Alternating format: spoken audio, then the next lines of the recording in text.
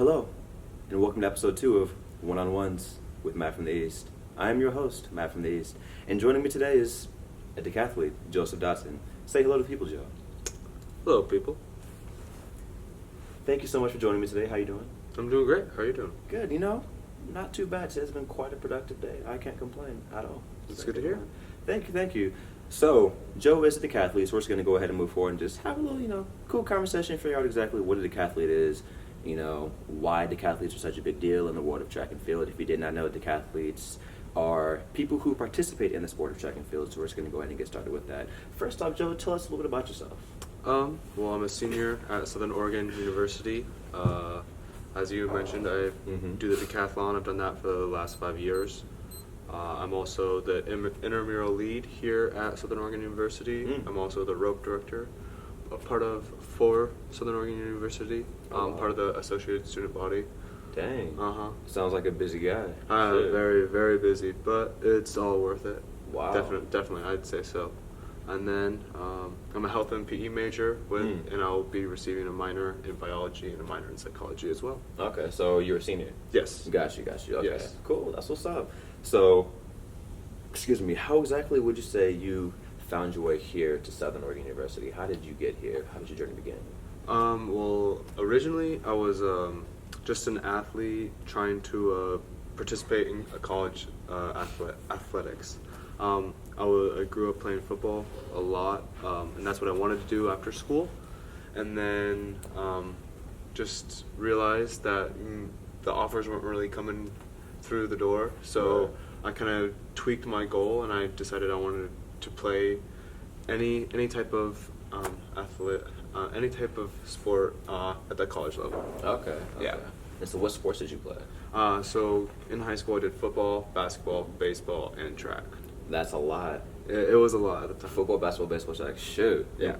Dang. Okay. So what positions were you in football and baseball? Football, I was quarterback and safety. Okay. And then baseball, I pitched, and I was also an outfielder. Dang. So fun fact, I actually played football in high school as well. Shout out to the good old days of sitting on the bench till third string. Wow. Let me tell you. Dang, man. But I have a hard I was time a safety. believing that, but Yeah. Dang. I'm telling you, yeah. And I was not slow in high school. Yeah. On the track, I was slow. But on the football field, I was cool. But hey, it happens. Okay. But I don't miss those days at all. 2 days Yeah. or 3 days, whatever. Yeah. Sucked. I'm kind of right there with you. Yeah. So thank God we found track, absolutely. But Oh, I agree. you definitely did a lot. Wow. Yeah. 4 sports in high school.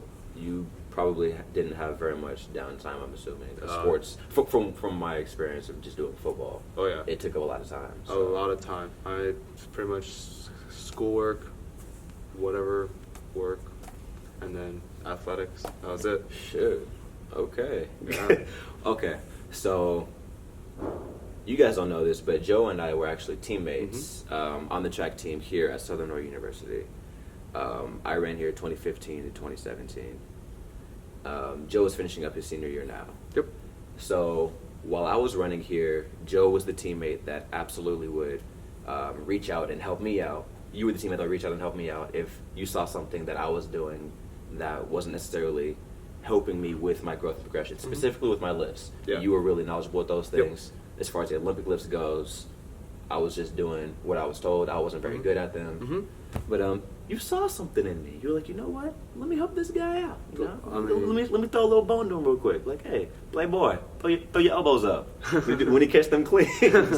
But and that really helped me a lot for sure. So thank you for that. No problem. And so, for me, anyways, yes, you were a teammate, but you also were the guy that gave guidance based off of the knowledge that you had to help me out. Definitely. And so, in high school, do you feel like that was your role as well? Like, or do you feel like you were a different type of athlete then? Or teammate then, I should say. Yes and no.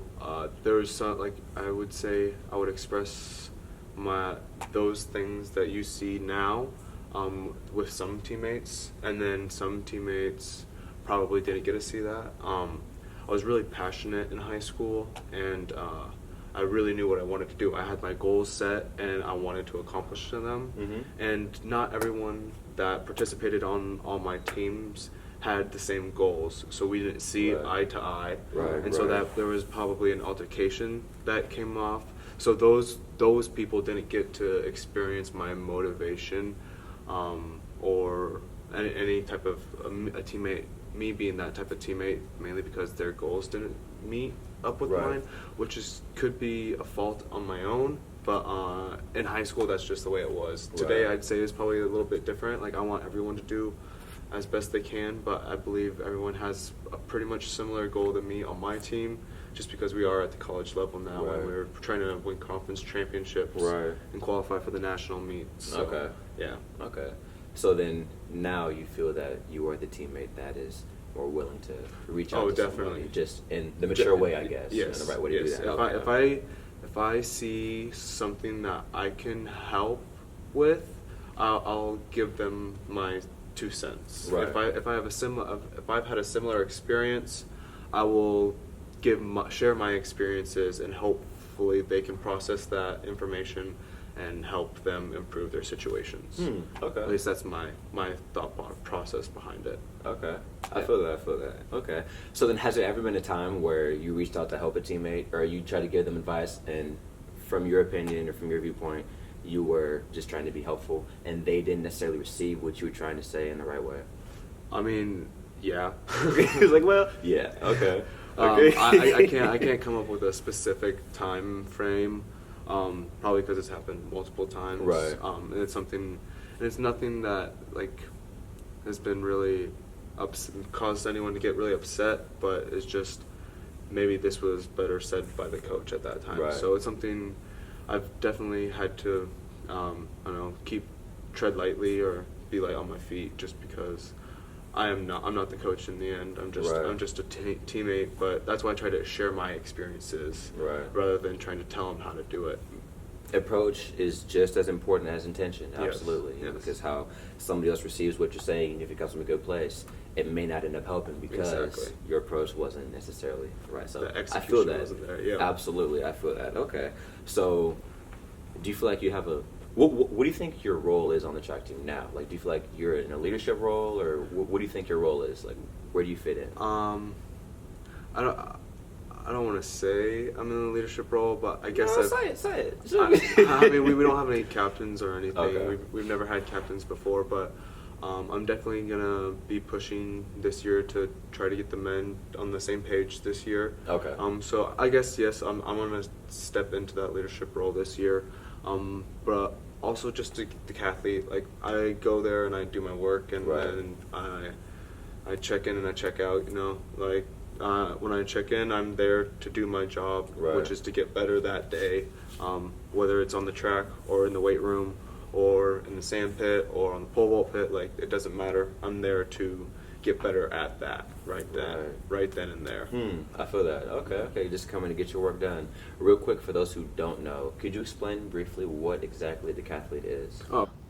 So the decathlon is a 2-day event where you're competing in 10 individual events. Those events are the 100 meters, long jump, shot put, high jump, 400, and then the second day is the 110-meter hurdles, discus, pole vault, javelin, and the 1500 meters. Shoot, that's a lot of work. That's a lot of work. You low-key were like out of breath just having to name all those. Just things. having to name That's a them. lot, man. Yeah. My goodness.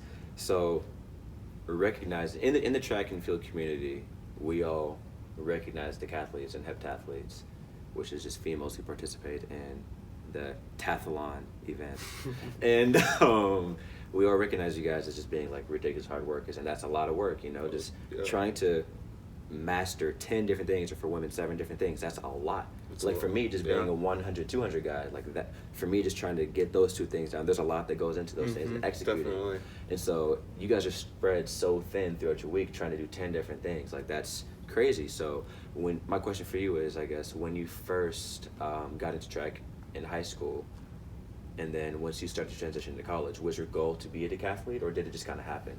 Yeah, so when I first started track, decathlon, I didn't even know what it was. But so I started track when I was a sophomore, and then my junior year, I participated in my first decathlon, and I did terrible, actually. Hey. I scored 4,800 points, which is pretty terrible. Okay. The world, I think Kevin Mayer scored that much, if not just a little less, in his very first day. Let alone 2 days. First day, okay, right? You said it's 2 days. Yeah. And that was in your 2 days. You scored 48. 48. Okay. Yeah. So that's bad. Yeah. Okay. But the next year, through hard work and continued dedication to the process, I guess, I was able to PR by 1,150 points, where I was able to also qualify for New Balance Nationals in North Carolina. Okay. Yeah. That's a big deal. Yeah.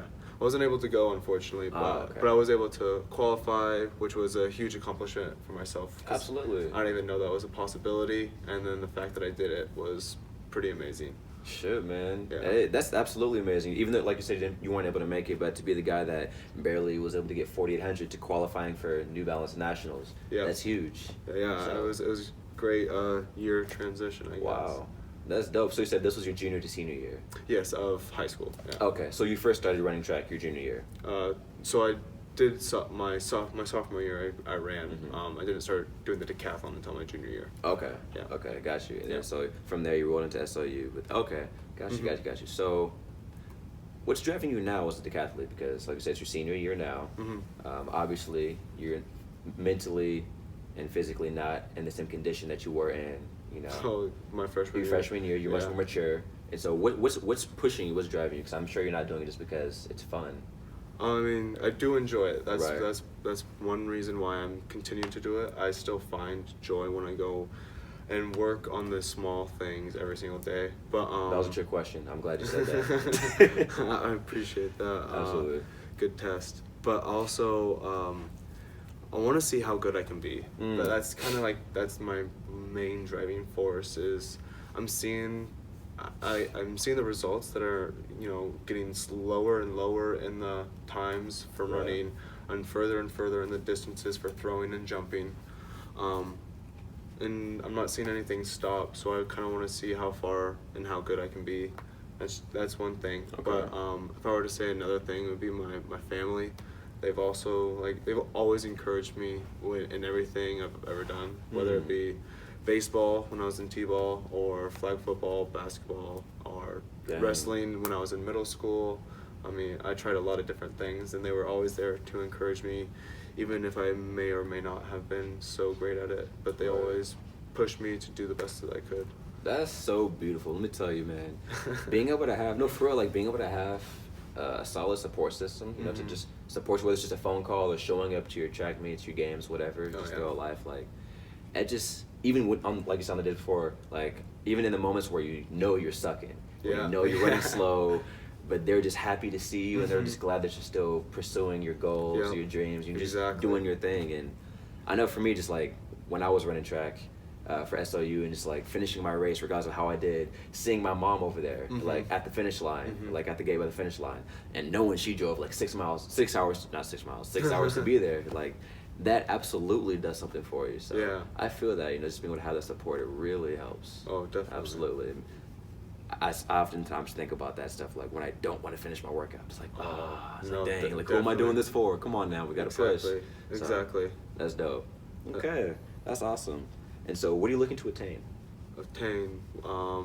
Is it just similar to what you're currently working at now? Just you enjoy it, but also just want to push your limits? Yeah, that's pretty much it. I don't have any assets I'm trying to get from it. I just want to see how good I can be. Okay. I just truly enjoy the process of improving through track. That's beautiful. That's dope. As you should. It's probably super simple and super dumb, but no, it's not. It's not though. That's real. That's a genuine response. I'd much rather somebody say I just enjoy it and I love the process, versus throwing out a whole bunch of fluff that they don't necessarily believe, because you can always just see through that stuff. So I appreciate it. Absolutely. Well, thank you. Keep it honest. Yeah. I feel it.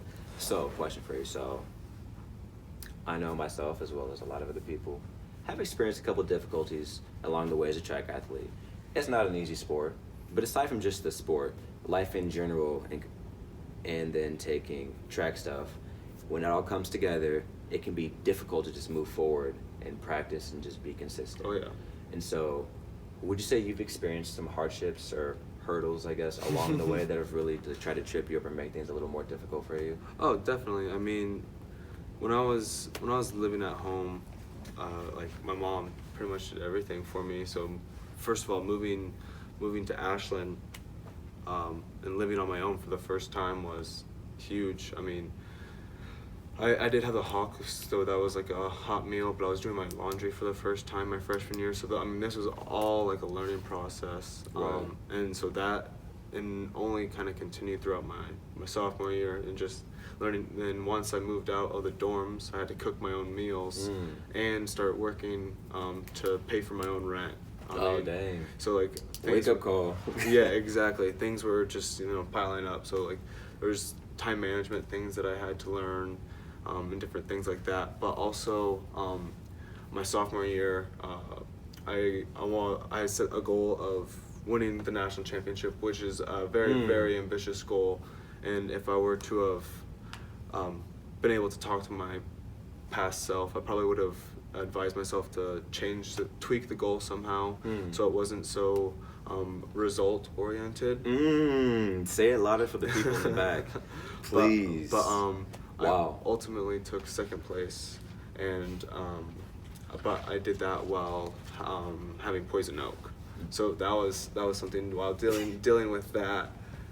That was a hardship for sure. Hold on. You can't just glide past what you just said without me acknowledging what you just said. You had poison oak. Yeah. And you took second at nationals. Yep. I had it like all down both my arms, underneath my throwing arm, in my armpit, and across my chest. Wow. Yeah. That. Okay. From now on, people, to any athletes watching this, y'all can't complain about being sick at practice. This man was at nationals with poison oak. Yep. That's wild. And you took second place. In the decathlon. In the decathlon. 2 days of pre-wrap all around my body. That's crazy. In the Alabama humidity. That was a lot of fun. I remember that. I absolutely remember that. Yeah, that was a lot of fun. Oh, goodness. Not at all. So we were in, was it condos? Yep. We were in condos on the beach in Alabama for nationals. And I remember walking out of my room one morning, and I see Joe, and I'm just like, yo, what's up with your arm, bro? What the heck? And he's like, oh, it's not just here. I was freaking out just from seeing that. Like, I was itching and stuff, and I didn't catch anything, but just like looking at it just like threw me off mentally. So imagine being in the biggest platform that you've ever been on for track, and then having to focus on what you're doing, knowing that there's something physically trying to hold you back. But you pushed past how you felt. Yeah. That's dope. There's a goal to be attained, a job to be done. So the only thing to do is, this is actually a quote from my high school track coach, but put your brain in the lunchbox and go to work. Put your brain in the lunchbox and go to work. I like that. Yep. Just don't think and just do. Don't think and just do. Dang, you answered my next question. I was about to ask you, what does that mean to you? Don't think, just do. It's crazy how oftentimes our minds can really get in the way of what we're capable of. I mean, I believe it's what starts everything. So if your mind's prepared and ready, it won't hold you back anyway. But if you have any type of doubt, that's when you're in trouble. Absolutely. That's when you get in trouble with your thoughts. Yeah, if you defeat yourself here, everything else just shuts down. It's like you're putting a cap on what you're really capable of. So. Yep, definitely. I feel that absolutely. Okay. And so, last question for you: does being a track athlete contribute, or has being a track athlete thus far, specifically decathlete, contributed to your growth as a man? Like into the Joe that we see before us today. Do you feel like it's helped shape or mold you to be better in any aspect of your life? Definitely. So all the trials and the things that I experienced on the track directly influenced my life, like day to day. I mean, if I have a good day on the track, I want to have a good day afterwards, most likely. Of course. Assuming there's no homework that's dwelling or over the top of my head. Right. But besides that, they're roughly the same. And also it's through track I've searched for how to become better on the track, but that's also kind of bled into my personal life, where I've started doing more reading for myself and how I can improve and be a better person or a better friend or better in those different aspects. So it definitely pushes me and drives me to find that, become that better person, I guess I would say. Wow, yeah. Let me see a football player say that. Those play. No, but that's real though, man. You know, there's so many life lessons that we can take away from track. Oh, totally. Like whether it's just from holding yourself accountable. Like if I go out and drink this weekend, Monday, Tuesday practice is gonna suck because I know that, or my results aren't gonna be what I want them to be. You know, if I don't run through the finish line, I'm not gonna run how I wanted to. You know, run comes track meet, and we can just take those things and apply them to life. You know, Totally. If I don't put in an honest effort during work, Totally. my boss is going to be unhappy with how I worked. I'm going to be unhappy with myself when I look in the mirror. You know, you could apply it to relationships. There's so much we could apply to things we learn in track. But I just think that's so important that we're able to take something, you know, off the track and apply it to our lives. I feel like that's the biggest thing. My favorite thing to look at within track is the warm-up, honestly. I think the warm-up is honestly the worst part of it, but also the most important part. So it's the time I take the most time to do correctly. Right. So if you do our team's warm-up correctly, it's going to last probably 20 to 25 minutes. And you'll feel you shouldn't have any issues afterwards, but a lot of people like to rush through it and not do the things correctly. And I've found it is the small things that you do that stack up and add up to large leaps and bounds of your improvement. So absolutely, it's focusing on what you're doing in that present moment, and that's going to affect and help you improve in the future. Yeah, you know, that was kind of funny. Last time I was with my coach, we actually had a conversation about warm-ups. But he was pretty much saying that the warm-up is like foreplay. You can't rush the foreplay, otherwise what's supposed to come next is not going to go smoothly or how you think it will. Yeah. And I thought that was hilarious because I did not expect that to fly out of his mouth, but that's so true. You gotta warm the body up. Yeah, you gotta warm the body. Literally, like, you gotta warm the body up. You know, like for track, if you don't properly warm up, if you're not patient with it, if you're trying to rush, if you're not trying to rush through it, then everything is gonna go smoothly. But if you are impatient, you're gonna run into some issues. Absolutely. Not only from like the muscle standpoint, but there's a lot of physiological aspects that help improve. Yeah. Actually, your body is more efficient at slightly higher temperatures for enzymes and oxygen transfer and all of that. Well, I did not know that. Yeah. Interesting. Okay. Well, guys, that's all we have for today. This has been One-on-Ones with a Decathlete. I'm your host, Matt from the East. Joseph Dotson. We'll see y'all soon. Peace.